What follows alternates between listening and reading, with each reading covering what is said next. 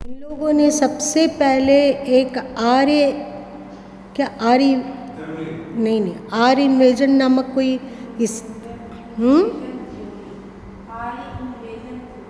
Theory पुस्तक लिखी और उसमें उन्होंने दावा किया कि जो द्रविड़ है दक्षिण भारत के, वे लोग यहाँ के मूल निवासी, और बाकी ये जो उत्तरी भारत के लोग हैं वे सब के सब आक्रमणकारी आर्य हैं। और इन आर्यों ने सिंधु घाटी सभ्यता का विनाश किया, उसका उच्छेदन किया, उसको पराजित किया, वहाँ के लोगों को मारा काटा और इस तरह लूट पाट और मृत्यु का तांडव किया। उसके बाद वो सभ्यता नष्ट हो गई। उसके बाद आर्य लोगों का राज्य कायम हो गया भारत में। तब से ये आर्य लोग हावी रहते हैं द्रविड़ लोगों पर। इसलिए आप लोग को याद होगा कि हाल फिलहाल में एक बार फिर चला था हिंदू हटाओ अथवा हिंदी भाषा मिटाओ, चला था। बहुत आंदोलन, उत्तरी भारत के प्रति नफरत का आग भड़कने लगा था उन लोगों के चित्त में। यह सब कौन किया? हिंदू लोग ही किया। क्यों किया? अपनी राजनीतिक की रोटी सेकने के लिए। समझें? राजनीति की हम लोग एक हैं, वे लोग अलग हैं। तो उन लोगों की चीज़, उन लोगों की सभ्यता, उन लोगों की संस्कृति, उन लोगों की भाषा हम लोग क्यों पढ़ें? वे लोग तो लुटेरे लोग हैं। सूर्य प्रकाश से ही अंधेरा फैलता है। ये जितना मिथ्या है उतना ही ये भी कहना मिथ्या है कि आर्य लोग आक्रमणकारी हैं। आर्य लोग को खाना बदोश, उसके पास रथ है, उसके पास अपनी भाषा है, समृद्ध भाषा है, और उनके पास सब कुछ है, और उनकी अपनी एक लिपि है। मतलब देखिए, एक बात समझिए कि विदेशी लोग कितने चतुर हैं। आप इस बात को समझिए। वो देख रहे हैं कि हमारा ईसाई धर्म 2500 साल पहले का है ना? 2023 हुआ है ना, अभी 2100 साल पहले का है। तो वे लोग सिद्ध करते हैं कि जो यहाँ के मूल निवासी भी थे, सिंधु घाटी के सभ्यता वाले आर्य लोगों की, जो सिंधु घाटी की भी जो सभ्यता है वो मात्र 2005-7 के पहले तक की है। ऐसा नहीं है कि इनके पास कोई प्राचीन सभ्यता और संस्कृति है, ऐसा नहीं है। इसके पीछे क्या तथ्य है? अपने आप को पुराना, और यदि वो भी पुराना है सिंधु घाटी सभ्यता का, तो ईसाई सभ्यता के समकक्ष है, मतलब लगभग बराबर, उससे पुराना नहीं है। बात समझ रहे हैं किशोर जी? आप समझे? क्या समझे बताइए?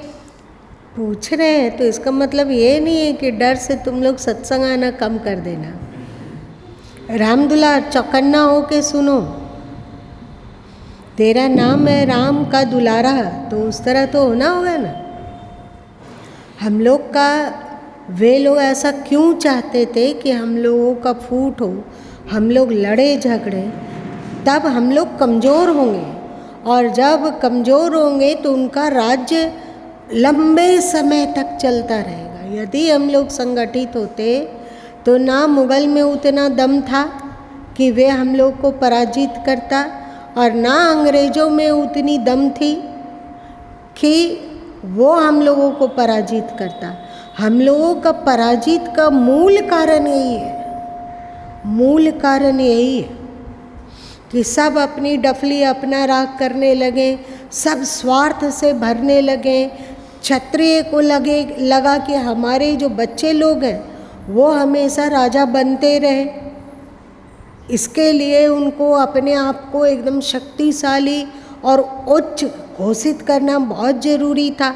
ब्राह्मण लोग को लगने लगा कि नहीं, हमारे बच्चे लोग परिवर्तन, वर्ण परिवर्तन इत्यादि ना हो, प्रत्युत हमारे बच्चे पीढ़ी दर पीढ़ी ब्राह्मण कहलाएं और इनकी पूजा और हिंदुओं के प्रति दबदबा, बाकी हिंदू सब दास जैसे रहें और हम इसके मार्गदर्शक स्वामी रहें।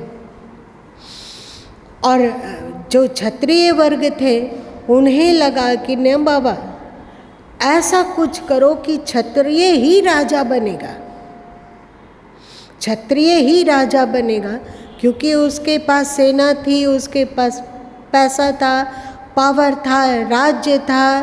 तो वे इस तरह आतंक मचाने लग गए कि सब के सब उनसे मिलकर रहने में ही अपनी भलाई समझे। वैश्य लोग भी अपने तरीके से सोचने लग गए कि खेती बाड़ी, पशुपालन इत्यादि के कारण लोग हमारे अधीन रहे, है ना। आप कितना भी लड़ाकू हो और ज्ञानी पंडित ब्राह्मण हो, लेकिन अन्न खाए बिना तो जी नहीं सकते ना। तो उन्होंने अपने आप को भूमि का देवता, अथवा याद रखिएगा जो अभी से सेठ शब्द चला हुआ है, सेठ अमुक बोला जाता है ना, ये सेठ शब्द आया है श्रेष्ठ शब्द से। वे वैश्य लोग अपने आप को श्रेष्ठ बतलाएं कि मैं श्रेष्ठ हूँ। मैं नहीं तो फिर ये लोग जितना भी ज्ञान की बातें बघार रहे हैं, चाहे शक्ति संपन्न होने की बात कह रहे हैं, ये सब के सब भूखे मर जाएंगे। तो उन्होंने अपने आप को कहा श्रेष्ठ, वही अपभ्रंश होते होते अभी बन गया है सेठ। और जो शूद्र वर्ण के थे एक तरह से वही हैं जो वैश्यों का भी सहयोग कर रहे हैं, वही हैं जो क्षत्रियों का भी सहयोग कर रहे हैं, वही हैं कि जो ब्राह्मणों का भी सहयोग कर रहे हैं। वस्तुतः शूद्र शब्द का अर्थ प्राचीन काल में शुद्ध हुआ करता था।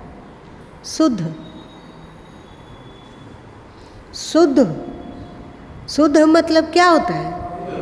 पवित्र।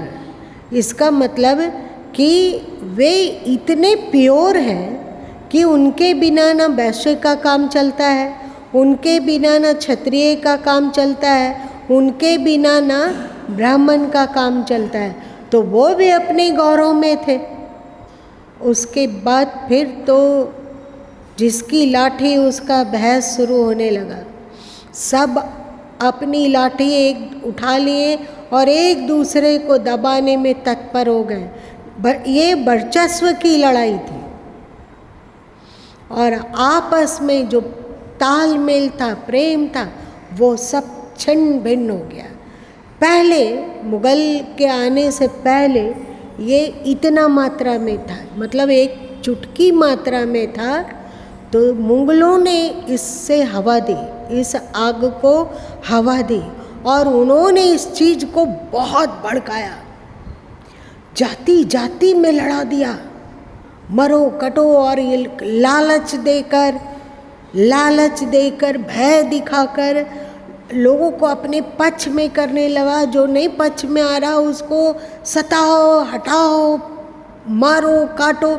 उसमें ये लोग सहयोग करने लगे, जिनका स्वार्थ सिद्ध होने लगा। जो मुगल से मिल गए, अभी भी अपने नेता को देख लीजिए, आंख बंद करके अंधा व्यक्ति भी टटोलेगा तो वो समझ जाएगा कि कौन सा नेता भारत और भारत के कल्चर और भारत के धर्म के रक्षक हैं।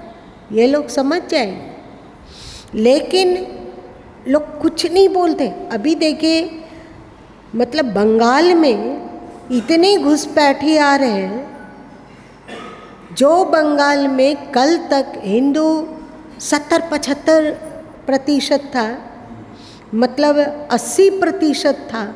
और कभी तो वहाँ मुगल, जब ये बांग्लादेश अलग हो गया तो लगभग वहाँ के मुसलमान लोग बांग्लादेश में जाके बसे थे और वो विशुद्धतम हिंदूगढ़ था। आज ममता देवी, ये देवी शब्द व्यंग है, आज ममता देवी घुसपैठ का खूब कारण क्या है कि वे घुसपैठे लोग हमें वोट देंगे, और हमें वोट देंगे तो हमारा शासन लंबे समय तक चलेगा, इसलिए हिंदुओं को दबाओ और उनका तुष्टीकरण करो। और हिंदू लोग क्या हैं? अकल, क्या अकलवान या अकल के दुश्मन? अकल के दुश्मन। ये नेता लोग एक बार अपनी अंतरात्मा को देखते कि इससे भारत का हित होगा, एक बार निष्पक्ष होकर अपने भीतर घुसते तो उनको ग्लानि होती, ये राजपाट, धरती, शासन सब कुछ यहीं छूट जाने वाला है। लेकिन जो वे पाप कमाए और जो अपने ही लोगों को जिस जहन्नुम में झोंक रहे हैं, ये हिंदू समाज आने वाले समय में क्षमा नहीं कर पाएगा। लेकिन उस समय भी कुछ स्वार्थी तत्व होंगे। ईसाई धर्म का इतना प्रचार प्रसार होता है, बताइए कौन लोग कर रहे हैं? विदेश से इतने लोग आते हैं, और हमारे लोग जो ईसाई बन गए, हमारे भाई बंधु, वे एकदम अकड़ के खड़े हो जाते हैं और किसी भी तरह एन केन प्रकारेण इस विदेशी तत्व का प्रचार प्रसार करने लगते हैं। आज इस्लाम में कौन है जो उस इस्लाम का झंडा उठा के खड़ा है और जो मारने काटने के लिए तत्पर है? सब अपने ही लोग हैं। उनका डीएनए और हमारा डीएनए एक हो गया, पर उनका बुद्धि क्या हो गया है? वे कहते हैं कि मुस्लिम किसी के गुलाम नहीं है। उनको अपने अंतर आत्मा में झांकना चाहिए, पक्ष को छोड़कर, कि कभी ऐसा किया गया कि जबरन, मतलब भय का आतंक दिखाकर, मार काट मचाकर, जैसे कि कश्मीर में होता है ना, जैसे कि जहाँ वे लोग बहुसंख्यक होते हैं वहाँ होता है, मार काट, बलात्कार, चरित्रहीनता और दुष्टता के चरम सीमा में पहुंचकर कुछ लोगों को लाया गया। फिर उनके दिमाग का वाश कर करके उनके पूर्वजों के प्रति अश्रद्धा जमाकर अपने पूर्वजों के प्रति श्रद्धा को बो दिया गया। उनके पूर्वजों का जो धर्म था उसका खिलाफ अपने धर्म को गढ़ दिया गया। जो उनका अपनी भाषा थी, अपनी संस्कृति थी, अपना पहनावा ओढ़ावा था, उससे भी वंचित करके उसमें अरबियन को ठूस दिया गया। और अब वही लोग अपने ही लोगों से लड़ने झगड़ने को उतारू हो गए, है कि नहीं? ये सब बोलो मत कि क्या है। तो जैसे ये लोग बरगला गए, वैसे उस समय का तत्कालीन सब चारों वर्ण वर्चस्व की लड़ाई के लिए झगड़ा और लड़ाई करने लग गए। विदेशी लोग आए, सब इस फूट का लाभ उठाए, चाहे मुगल हो चाहे अंग्रेज हो। आज भी हम लोग नहीं चेतते हैं। आज भी हमारे भाई बंधु को बरगला के लालच देकर, इस्लाम भय दिखा के और ईसाई लालच देकर अपने गुट में मिलाना चाहते हैं और मिला लेते हैं। तो हम ही लोग के भाई बंधु जो कल तक सनातनी थे, उनका डीएनए हमारा डीएनए एक था, उनकी संस्कृति और हमारी संस्कृति एक थी, उनका शास्त्र और हमारा शास्त्र एक था। वे जैसे ही ईसाई बनते हैं वैसे ही उनका सब कुछ बदल जाता है, होता है। उनका पोशाक, उनका खान पान, उसका सोच, उसका विचार, उसका शास्त्र, उसकी श्रद्धा और उसका परमात्मा, सब कुछ बदल जाता है। यहाँ तक तो चलो भाई स्वीकार है, लेकिन केवल बदलता नहीं है, अपना जो उनका मूल धर्म था, मूल अपने लोग थे, उनके प्रति नफरत भरता है। कि नहीं भरता है? बहन लोग, अरे तुम लोग ये क्यों समझ लेते हो कि मात्र तुम लोग एक गृहिणी हो? बदल जाता है। आप जाइए, उनको गीता दीजिए कि आप ऐसो लीजिए, इसको पढ़िएगा। नहीं नहीं नहीं, हम इसको छुएंगे भी नहीं। और जब उन लोग आते हैं हम लोग के पास कि आप बाइबल लीजिए, तो हम लोग लेते हैं या नहीं? क्या उन लोग की तरह हम लोग कहते हैं कि हम नहीं लेंगे, हम छुएंगे भी नहीं? कैसा, क्या हो गया? ये फूट है, ये दुष्टता है, जो पहले भी आप लोगों के साथ हुई और आज भी हो रहा है। इस्लाम भय दिखाकर और ईसाई लालच देकर। तो उस समय भी हम लोग ऐसे ही लड़े थे कौआ कुकुर की तरह। हमारी जाति हम उच्च, हमारी जाति हम श्रेष्ठ, हमारी जाति हमारे बिना तो कुछ हो ही नहीं सकता है। वर्चस्व की लड़ाई में हम लोग 12 बाट हो गए। समझ गए खुदाई में क्या क्या मिला? समझे? ओम का आकार, शिवलिंग और स्वस्तिक, देवी की मूर्ति और नंदी और ध्यानस्थ योगी माने भगवान शंकर।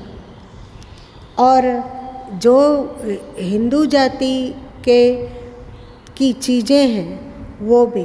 और एक बात कि दुनिया में जो भी मतलब लिपि है पढ़ ली गई, और अंग्रेज़ों ने बड़ी चतुरता से कहा कि सिंधु घाटी सभ्यता में जो लिपि मिली वो समझ में नहीं आती है। यदि लिपि को वे लोग पढ़ लेते तो फिर हम लोगों को तोड़ते कैसे? समझ रहे हो? तो हम लोगों को कैसे ही कहते कि आर्य लोग अलग है और सिंधु घाटी वाले अलग है।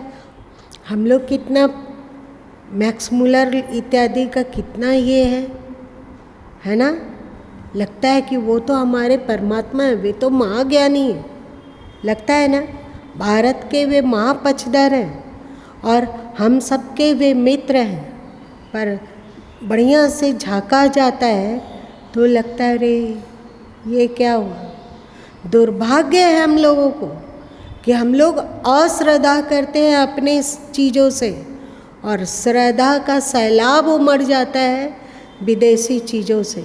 हम अपने रामायण के प्रति संदेह रखते हैं, हम महाभारत पर संदेह कर सकते हैं, हम गीता पर संदेह करते हैं, हम उपनिषदों पर संदेह करते हैं, हम वेदों पर संदेह करते हैं। लेकिन यह ऐसे शोपेनहर हुआ, चाहे ये मैक्स मुलर हो गए अथवा विदेशी अन्य लेखक हो, नहीं, विदेशी लेखक जो इतिहास लिखा वो सच, और भारतीय लोगों ने कभी इतिहास लिखा था वो झूठ। आप लोग नहीं कहते हो कि नहीं ये जो हम कपड़ा पहने हैं ना ये यहाँ का नहीं, विदेश का है, इम्पोर्ट होके आता है। कितना गौरव होता है हम लोग को, होता है या नहीं? तो वैसे ही अजीब बुद्धि हम लोगों की बन गई है कि इस थ्योरी के द्वारा वो हम लोगों में फूट डालकर हम लोगों को कमज़ोर बनाकर जत्था का जत्था ईसाई बनाना चाहते थे, और इसमें बहुत हद तक सफल हुए हैं। गोवा इत्यादि में देख लो, अभी तुम जाओगे चेन्नई को देखोगे, उसको क्या कहते हैं, तमिलनाडु में जाके देखो ईसाइयत बढ़ती जा रही है। केरला को देखो, वहाँ पर इस्लाम बहुसंख्यक है। उन लोग की दाल गली और आज भी गल रही है, और हम लोग अपना मोक्ष, अपना स्वर्ग, अपना सुख, हमारी मुक्ति, हम ईश्वर के धाम में चले जाएंगे, ऐसा धर्म का प्रचार लोग करते हैं कि जिससे कि हम ईश्वर के धाम में चले जाएंगे। वहाँ क्या करेंगे जाके? अभी आपके देश को आपकी ज़रूरत है, आप वहाँ जाके क्या करोगे? सुख से सोओगे। तो वो जो हम लोग ईश्वर के धाम को सुख सहज मान रहे हैं, क्यों नहीं अपने भारत को ही सुख सहज बना दे?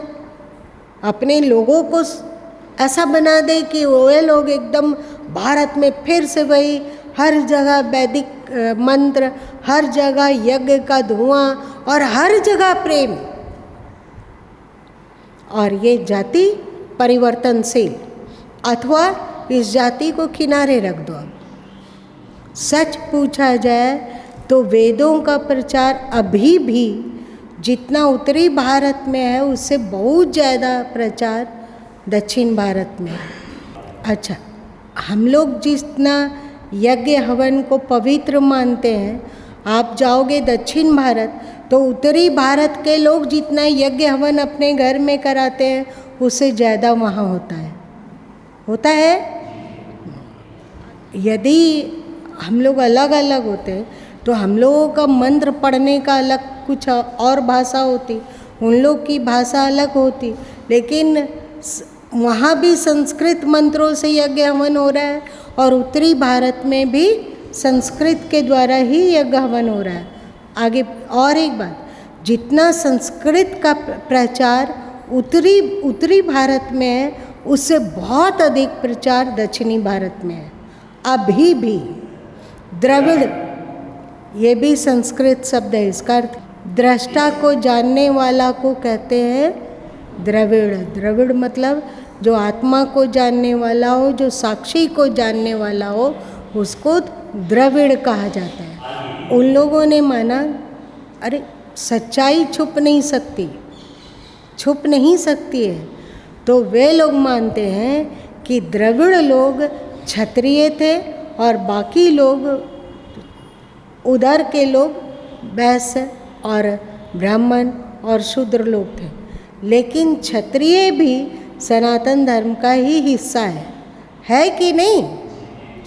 पुलत्स्य ऋषि के आप लोग पुलत्स्य गोत्र है ना, तो वे लोग अपने आप को अगस्त गोत्र के मान रहे हैं, मतलब अपने आदि पूर्वज अगस्त जी को मानते हैं, तो भी वे पुलत्स्य के पुत्र हैं। तो एक ही तो हुए, वही तो सप्तऋषि के अंदर है पुलत्स्य ऋषि। समझ में बात आ रही है? भले ही हम लोग इसको याद नहीं रख पाएंगे, लेकिन जानने योग्य बात है। अगस्त ऋषि के वंशज अनार्य कैसे होंगे? जब पुलत्स्य ऋषि अगर अगस्त ऋषि आ रहे हैं तो उनके बाल बच्चे कैसे दूसरे हो गए? अभी गुरु माँ इसके पहले गए थे, चेन्नई में थे और चेन्नई में बहुत अच्छा से रहने का अवसर मिला, केरला में भी रहने का अवसर मिला। तो वहाँ के लोगों से गुरु माँ ने पूछा कि आप लोग को आपका गोत्र पता है क्या? उस समय ये पुस्तक भी नहीं लिखी गई थी। तो उन लोगों से पूछा गया कि क्या आप लोगों को गोत्र अपना पता है? तो बोले हाँ, गोत्र तो पता है। फिर यही गोत्र जो आप लोगों का गोत्र है वही गोत्र वहाँ भी है। कौन सी खुदाई? मोहनजोदड़ो की खुदाई और सिंधु घाटी की खुदाई, और अभी हाल में हरियाणा के एक खुदाई में भी सिंधु घाटी की सभ्यता को देखा गया। और ये सभ्यता एशिया के बहुत दूर तक फैली हुई थी और ये सभ्यता आर्यों की सभ्यता थी, क्योंकि द्रविड़ लोग का डीएनए और उत्तरी भारत का डीएनए एक है।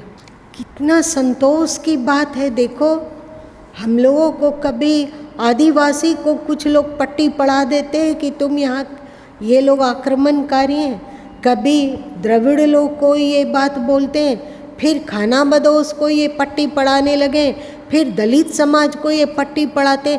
अगर हम लोग इस बात को जान लें तो कोई क्या हम लोगों को इस तरह बेवकूफ़ बना सकेगा क्या? क्यों लिखे हैं गुरु माँ इसको? इसके पीछे उद्देश्य उनका क्या है?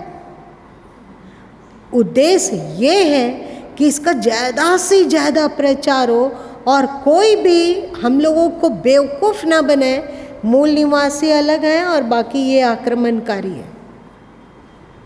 एकदम हम लोग बेवकूफ़ ना बने और सब के सब मिलजुल कर प्रेम से रहें। इसलिए इस बात का गुरु माँ प्रचार करना चाहते हैं, इसलिए इन पुस्तकों को गुरु माँ चाहते हैं कि हर हिंदू घर में हो। गलत चाहते हैं क्या? किसी भी तरह वो इसको पढ़े, ऐसा ना हो कि पुस्तक लेकर और वो रख दे, इसको पढ़े और स्वयं भी प्रचार करे। लेकिन दोबारा इतिहास को लिखने देगा ही तब ना। जो यदि इतिहास को ठीक करने की कोशिश की जाए तो हमारे ही लोग जो अपने को नेता कहते हैं वे इतना चिल्लाएंगे कि इतिहास का भगवाकरण हो रहा है, रोको इसको। सब हम लोगों के प्रति ही इतनी दुष्टता क्यों करते हैं? आप लोगों को दुख नहीं होता है क्या? नहीं होता है, केवल गुरु माँ को ही दुख होता है कि आप लोग को भी दुख होता है? होता है। क्या करें हम लोग, समझ में नहीं आता। बेबस लगता है। तो लगता है कि इन सब पुस्तकों का ज़्यादा से ज़्यादा लोगों को कैसे पढ़ाया जाए। कुछ अंदर में एक जुनून जैसा दिमाग में पैदा होता है। आप लोग रामायण सीरियल तो देखे होंगे ना? या मंदोदरी रावण को आर्य बोलती है कि नहीं? हे आर्य बोलती है ना? चाहे सुलोचना मेघनाथ जी को आर्य बोलती है या नहीं? थोड़ा सा पढ़ लो रामायण को, वाल्मीकि रामायण को। वे लोग भी अपने पतियों को आर्य बुलाती है। इधर के लोग भी आर्य हैं। ये सब हिंदू को जानना चाहिए। क्या करें, अंबेडकर के नाम पर लोग परोसते हैं कि हम लोग अलग हैं और वो अलग। कोई पढ़ता नहीं है, केवल ठग लोग की बात सुनकर उसकी ओर बहने लग जाते हैं लोग। वे लोग अंबेडकर जी को उछालते हैं, लेकिन इसको दिमाग में रखो कि गुरु माँ ने कितने अंबेडकर साहित्यों को पढ़ा होगा। पतली पुस्तक, मोटी पुस्तक, लेकिन वे ऐसा नहीं, वे अपने लोगों के प्रति द्रोह नहीं किए।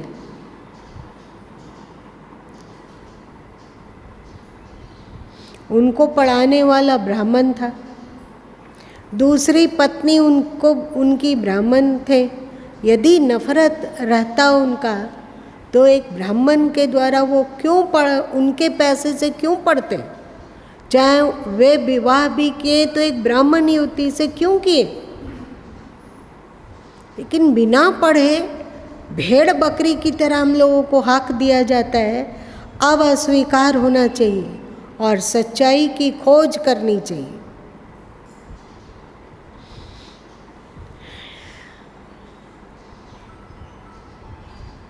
एक बार के लिए हाथ उठा तो कि कौन कौन लोग को लगता है कि ये धर्म की कथा तो है नहीं, इसको क्यों दिमाग इसमें खपत करवाया जाता है। शांति की बात बोली जाती, दैविक गुणों की चर्चा होती।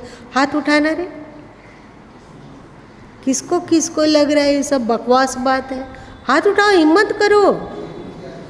हाँ, एक भी आदमी।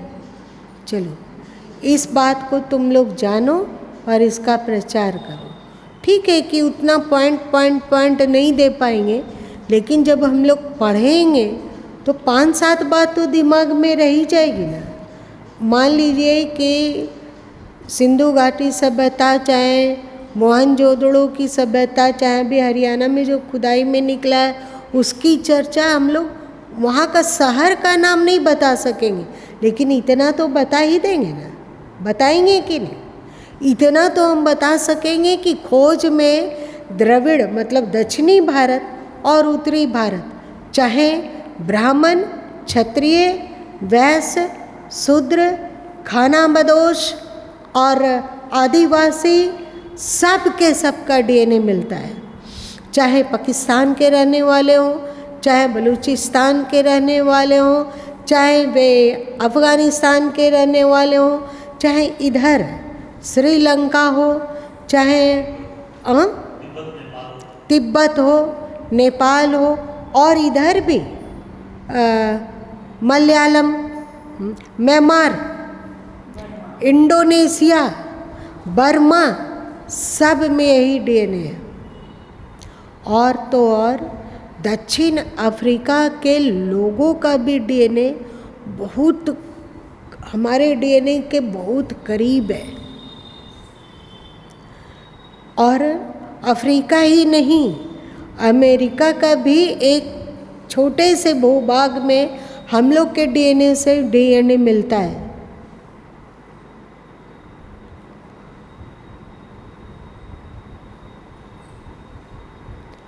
क्या समझे अशोक जी?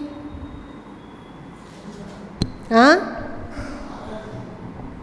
समझ में आ रही है ना बात? किसी को बोलना हो तो बोल सकते हैं, बोल लेंगे। चलिए, और कोई बोल सकेगा? जरा हाथ उठाओ तो। वाह, बहुत सारे लोग बोल सकते हैं। और बहन लोगों मेरे, वाह, आप बोल सकते हैं। और आप लोग, आप बोल सकते हो। और तुम भी बोल सकते। और कोई? हम लोगों को सब इसके काबिल बनना होगा कि कुछ लोग यदि हिंदू समाज को तोड़ने को अपना धर्म समझते हैं, तो हम लोग हिंदू समाज को जोड़ने को धर्म समझें। ठीक है ना? तो वे लोगों की दाल ज़्यादा नहीं गलेगी। एक एक आदमी को इसका व्रत लेना चाहिए और स्वार्थ से ऊपर उठकर समाज को संगठित करने की कोशिश करनी चाहिए। एक एक व्यक्ति को इसका ज्ञान होना जरूरी है। और भी बहुत कुछ है हमारे श्री राम में, धीरे धीरे पढ़ेंगे, उबना नहीं। और ये भी मत सोचना कि अरे बोरिंग सब्जेक्ट को के लिए मेरे पास समय नहीं है बाबा, ऐसा नहीं। आप भी सुनिए और अपने जो भी जान परिचित हो उनको भी लाइए, उनको भी सुनवाइए। आपके धर्म का, आपके समाज का, आपके देश का बहुत भला होगा। आज इतना ही रहने दो।